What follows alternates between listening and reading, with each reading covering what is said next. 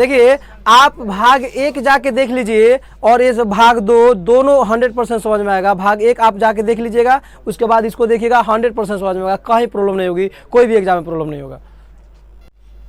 जय हिंद दोस्तों, हम लोग सेल पढ़ रहे थे कोशिका, जिसमें पार्ट 1 पढ़ चुके थे कोशिकांग, कोशिका के बारे में। कोशिकांग 1 से 10 तक पढ़ चुके थे, उसमें राइबोसोम, माइटोकॉन्ड्रिया, लाइसोसोम, कोशिका झिल्ली, कोशिका भित्ति, ये सब पढ़ चुके थे। अब दूसरा जो पार्ट है इसमें हम लोग को देखिए 11 नंबर है, उसमें 11 तक पढ़ चुके थे, इसमें 12 नंबर पढ़ना है cilia and flagella. Cilia and flagella जो होता है ये क्या है, देखिए यह एनिमल सेल है। एनिमल सेल मतलब क्या होता है, जंतु कोशिका। क्या होता है दोस्त, जंतु कोशिका। तो यह काम क्या करता है, तो देखिए यह आउटर पार्ट पर, आउटर कोशिका के आउटर पार्ट पर पाया जाता है और हेयर लाइक स्ट्रक्चर मतलब बाल के जो स्ट्रक्चर बनाता है उसी काम करता है। समझ में आ रहा है कि नहीं आ रहा है। तो यह हो गया। और इसका काम क्या है, मोशन का काम होता है। मोशन मतलब क्या होता है, हिलाना, गति करना। मोशन मतलब हिलाए डुलाए रखना। और अवशोषण काम करना है, शुक्राणु को गति प्रदान करता है आगे बढ़ने में। तो शुक्राणु के गति प्रदान करना, शुक्राणु किस में होता है, तो यह मेल में होता है। किस में होता है बाबू, जैसे भैंसा हो गया, मेल में पुरुष हो गया, इसमें शुक्राणु होता है तो उसको गति प्रदान करता है। अब देखिए फ्लैगेला जो होता है वह बड़े बाल को फ्लैगेला कहते हैं और छोटे बाल को क्या कहते हैं, सिलिया कहते हैं। तो देखिए यह हो गया कोशिका। यह क्या हो गया दोस्त, तो इसमें बड़े बाल भी होते हैं और छोटे बाल होते हैं, बड़े बाल भी होते हैं और ये भी इसमें क्या होते हैं, छोटे बाल।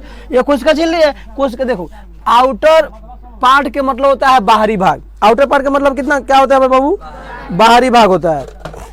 तो बाहरी भाग पे होता है।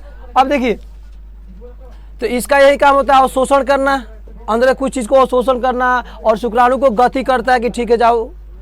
उसके बाद आता है 13 नंबर में लवक, जिसको हम कहते हैं प्लास्टिड। प्लास्टिड क्या होता है, यह पादप का सबसे बड़ा सेल है। लवक पादप का कौन सेल है बाबू, सबसे बड़ा। क्या लवक जिसको हम प्लास्टिड कहते हैं, यह प्लास्टिक जंतु में पाया जाता है, नहीं, हम लोग में नहीं पाता है। हम लोग में यह सिर्फ और सिर्फ पादप मतलब पेड़ पौधे में पाया जाता है। और पेड़ पौधे के सबसे बड़ा कोशिका जो होता है, कोशिकांग क्या होता है, उसका नाम है लवक। और जंतुओं का सबसे बड़ा कोशिकांग होता है, उसका नाम है केंद्रक। क्या है बाबू, केंद्रक। यह होता है जंतुओं का, जंतु के सबसे बड़ा क्या हो जाएगा, केंद्रक कोशिकांग। यानी कि जंतु कोशिकांग में सबसे बड़ा भाग क्या होता है, न्यूक्लियर होता है। और पौधे वाले कोशिका में सबसे बड़ा भाग क्या होता है, प्लास्टिड यानी कि लवक। अब यह सबसे बड़ा हो गया।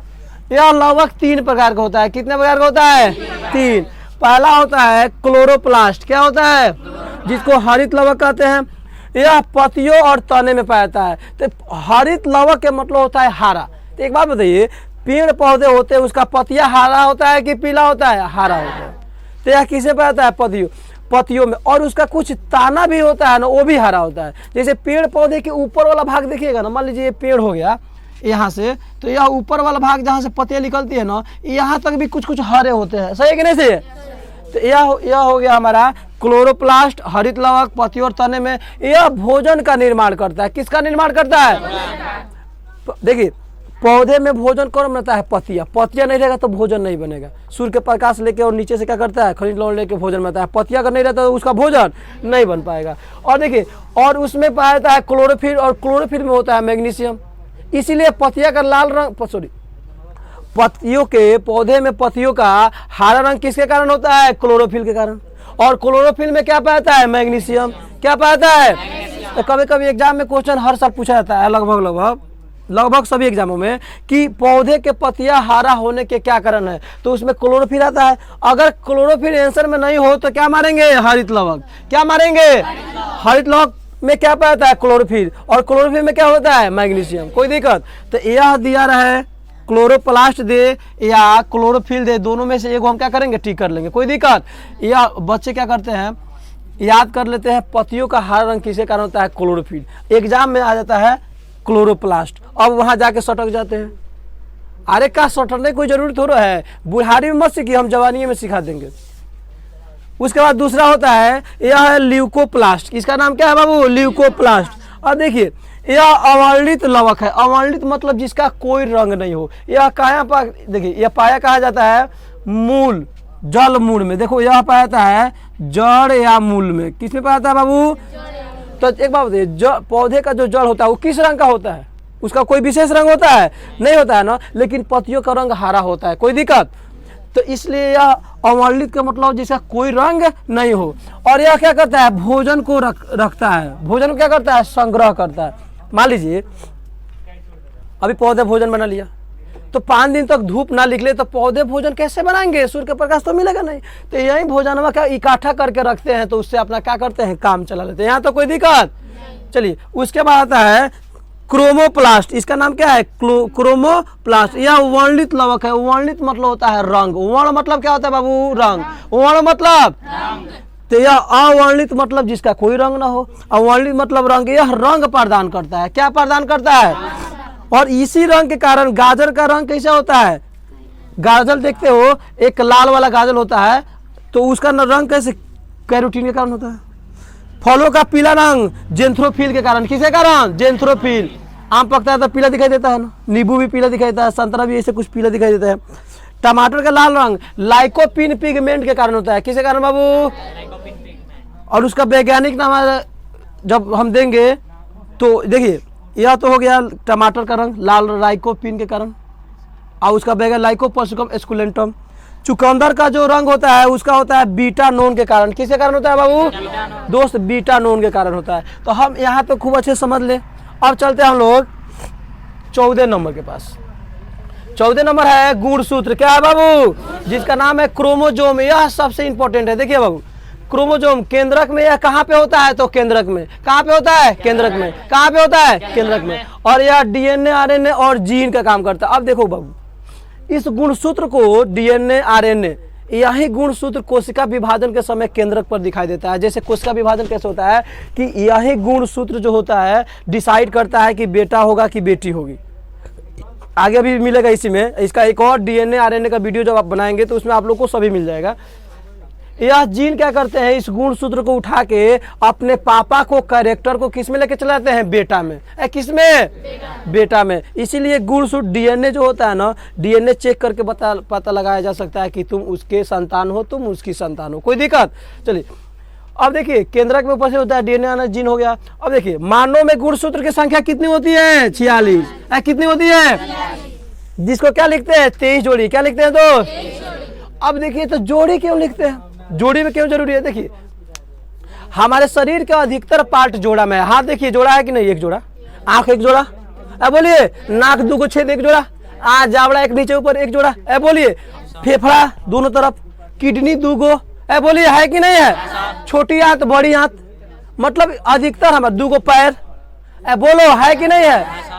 तो वही 2 गो अंगूठा, 2 गो तर्जनी, माने हमारे शरीर का अधिकतर पार्ट जोड़ा में होता है। इसीलिए गुणसूत्र को जोड़ा में रखते हैं। यहाँ तो कोई दिक्कत। आगे चलते हैं हम लोग। मेल में गुणसूत्र होता है, वह होता है 44 + 2, 46 हुआ कि नहीं हुआ।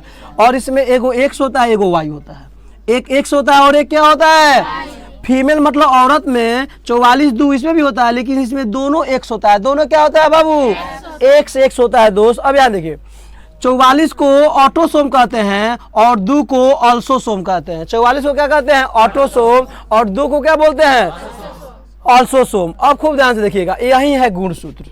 यह किसका आकृति है, यही है गुणसूत्र। इसी आकार का होता है गुणसूत्र। उसके बाद देखिए शरीर निर्माण में सबसे अधिक महत्वपूर्ण कौन होता है, तो गुणसूत्र होता है। कौन होता है दोस्त। अब देखो यही गुणसूत्र डिसाइड करता है कि संतान के जन्म हुआ है कि बेटा का बेटी के। यहाँ समझ लीजिए नॉर्मल मैटर है। मान लीजिए यहाँ पे मैं आप लोग को समझा देता हूँ। यह हो गया नर, यह हो गया मादा। इसमें होता है एक्स वाई और इसमें होता है एक्स एक्स। तो यह सटता है ना,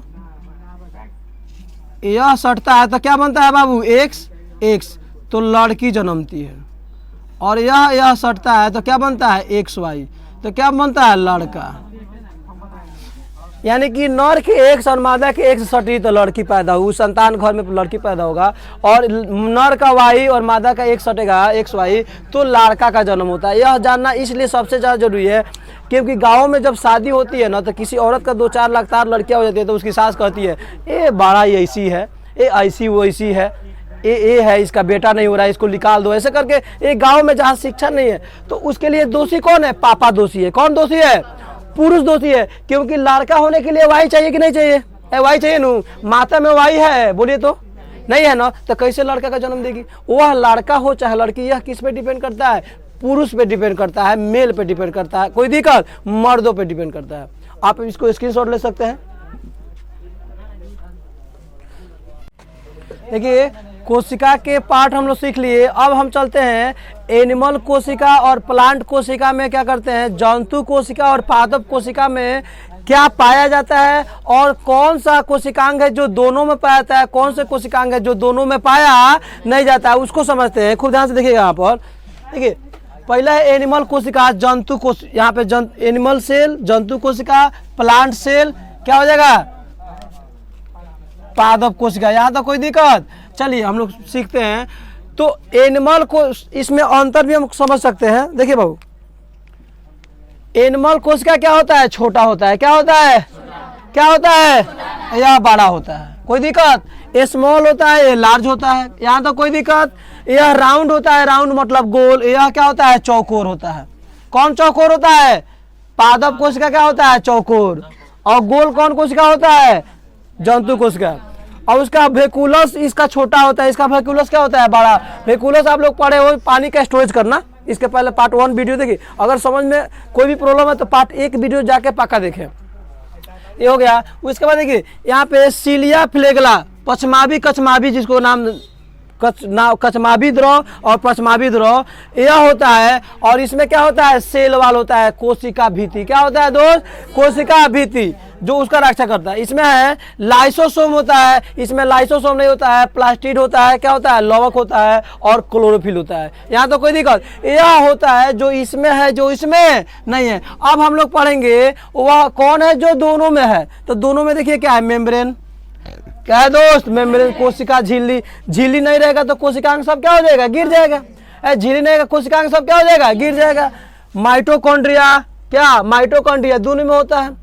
राइबोसोम, प्रोटीन का संश्लेषण दोनों में होता है। गल्जी बॉडी दोनों में होता है। न्यूक्लियस, केंद्रक दोनों में होता है, मतलब जंतु में भी होता है और पौधे में भी होता है। सेंट्रोसोम, यह जो दोनों में होता है, इसका काम होता है सेल डिवीजन करना, कोशिका विभाजन करना।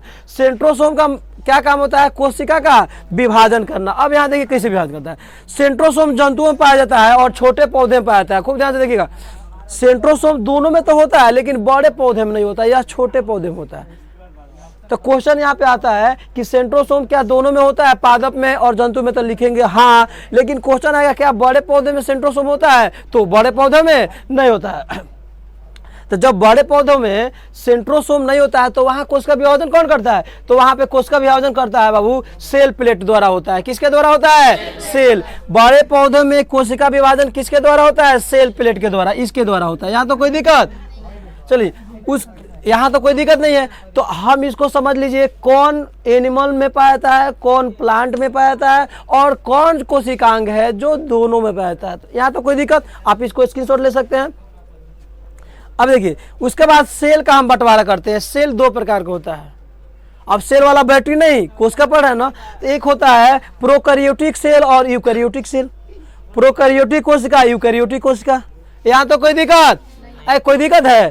तो यहाँ प्रोकैरियोटिक कोशिका, यहाँ यूकैरियोटिक कोशिका। प्रोकैरियोटिक कोशिका जो होता है वह 2 प्रकार का होता है, एक एनिमल सेल और एक प्लांट सेल। एक एनिमल सेल और एक क्या होता है, प्लांट सेल।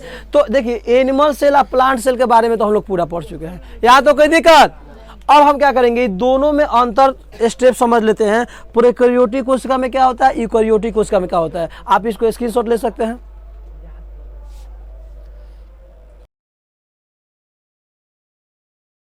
देखिए यूकैरियोटिक सेल और प्रोकैरियोटिक सेल। यहाँ देखिए यूकैरियोटिक सेल, प्रोकैरियोटिक सेल, इसमें दोनों में अंतर। तो यह छोटी होती है। प्रोकैरियोटिक सेल क्या होता है, छोटी, उसको हम नग्न आंख से नहीं देख सकते हैं। इसको देखने के लिए माइक्रोस्कोप का प्रयोग करेंगे। किसका करेंगे, माइक्रोस्कोप का प्रयोग करेंगे तभी दिखेगा, अन्यथा नहीं दिखेगा। यहाँ तो कोई दिक्कत। उसके बाद यह आसानी से हम देख सकते हैं। उसके बाद देखो यह छोटा या बड़ा, इसमें जो केंद्रक होता है वह विकसित नहीं होता है और इसमें केंद्रक क्या होता है दोस्त, विकसित होता है। यहाँ तो कोई दिक्कत। प्रोकैरियोटिक कोशिका में, प्रोकैरियोटिक कोशिका में जो श्वसन होता है वह जीव द्रव के द्वारा होता है। किसके द्वारा, किसके द्वारा, किसके द्वारा। तो जैसे एक से एग्जाम्पल होता है प्रोकैरियोटिक, नील हरित शैवाल, नील हरित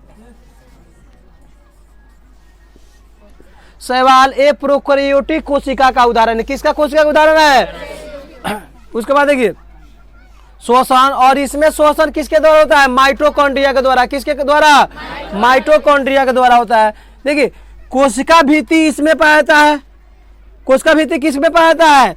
प्रोकैरियोटिक में पेप्टाइडो ग्लाइकन के ग्रुप में। किसके रूप में पाया जाता है बाबू? पेप्टाइडो ग्लाइकन के रूप में होता है। और कोशिका भित्ति इसमें भी पाया जाता है यूकैरियोटिक में। किसके रूप में? सेल्यूलोज के रूप में। किसके रूप में? सेल्यूलोज के रूप में। उसके बाद देखो राइबोसोम इसमें भी पाता है। राइबोसोम इसमें आता है। देखिए राइबोसोम के तो बिना तो उत्पादन होकर नहीं करेगा। राइबोसोम के बिना वृद्धि होकर नहीं करेगा। प्रोटीन का वही प्रोटीन का फैक्ट्री राइबोसोम का कहते हैं ना। देखिए तो यहाँ पे 70S और यहाँ पे कितना होता है? 80S। एस मतलब क्या होता है? Sedimentary coefficient. Sedimentary coefficient. अब यहाँ देखिए बाबू, खुद ध्यान से देखिएगा। इसके अलावा यूकैरियोटिक कोशिका किसमें पाता है? नीलहरी शैवाल, सॉरी प्रोकैरियोटिक नीलहरी शैवाल। यूकैरियोटिक मतलब हम लोग में पाता है यूकैरियोटिक कोशिका जंतुओं में, जैसे you you you you you सब यू, सब यू, तुम लोग यू, तुम लोग यू, आप लोग यू। तो यू से यूकैरियोटिक मतलब हम लोगों में कौन कोशिका पाया जाता है? यूकैरियोटिक। कोई दिक्कत? और इसके अलावा इसमें माइटोकॉन्ड्रिया होता है, इसमें नहीं होता है। इसके अलावा इसमें गोल्जी बॉडी होता है, इसमें नहीं होता है। इसके अलावा इसमें सेक्रोसोम होता है, इसमें नहीं होता है। इसके अलावा इसमें लाइसोसोम होता है, जिसको आत्महत्या थैली कहा जाता है, इसमें नहीं होता है। अब देखिए खूब ध्यान से, प्रजनन क्रिया करना हो तो दोनों में वृद्धि कौन करेगा? सबसे पहले प्रजनन किसमें होगी? तो देख एक बात बताइए, जिसमें अंगों की संख्या कम होगी प्रजनन जल्दी उसी में ना होगा। तो यूकैरियोटिक में प्रोकैरियोटिक में सबसे ज्यादा किसमें है? सबसे ज्यादा किसमें है? यूकैरियोटिक में। किसमें है? यूकैरियोटिक में। कोशिकांग यूकैरियोटिक में सबसे ज्यादा है, प्रोकैरियोटिक में सबसे कम है। उसके बाद देखिए सीलिया फ्लैगेला, पछावी द्रव कछावी द्रव, यह जो हो जाता है यह दोनों पे आता है। डीएनए जीव द्रव दोनों में, प्रकाश संश्लेषण दोनों में, झिल्ली दोनों में, कोशिका भित्ति दोनों में। अब देखो इसमें कोशिका भित्ति यूकैरियोटिक में कहा जाता है। यूकैरियोटिक कोशिका को दो भागों में बांटते हैं। कितना भागों में? एक जंतु कोशिका और एक पादप कोशिका। तो यह किसमें पाता है? पादप कोशिका में। किसमें पाता है? क्वेश्चन आता है कि कोशिका भित्ति तो सिर्फ पौधे में पाया जाता है। किसमें पाया जाता है? तो पौधे जो होता है वह, उसका नाम है प्लांट सेल, और वह यूकैरियोटिक कोशिका के भाग है। किसका भाग है? यूकैरियोटिक कोशिका के भाग है, क्योंकि इसको दो भागों में हम लोग बांटे थे। एक का नाम था एनिमल सेल और दूसरा का नाम क्या था? Plant cell. यहाँ तो कोई दिक्कत? देखिए तो यह हो गया हमारा।